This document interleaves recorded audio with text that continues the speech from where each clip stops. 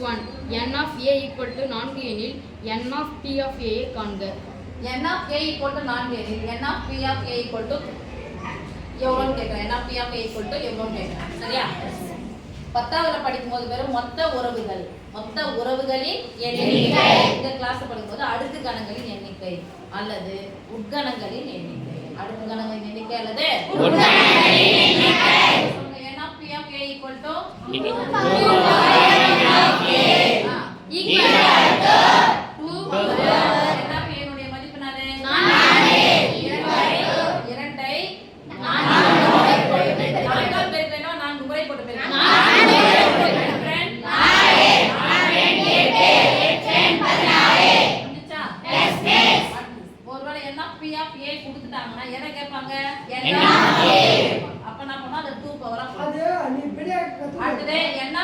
to 0.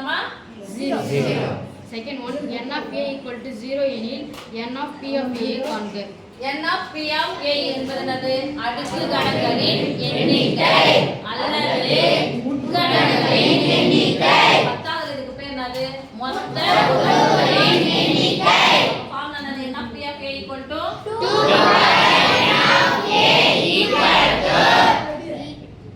power 0. Anything power of 0 equal to 1. Anything power of 0 equal to 1. அடுத்த கணக்கு third one n of p of a equal to 256 எனில் n of a ஐ காண்க. இப்போ n of p of a உடைய formula என்னன்னு சொல்லுங்க. 256 இரண்டின் அடுக்குகளாக எழுதலாமா? Yes miss. ஓரன் 2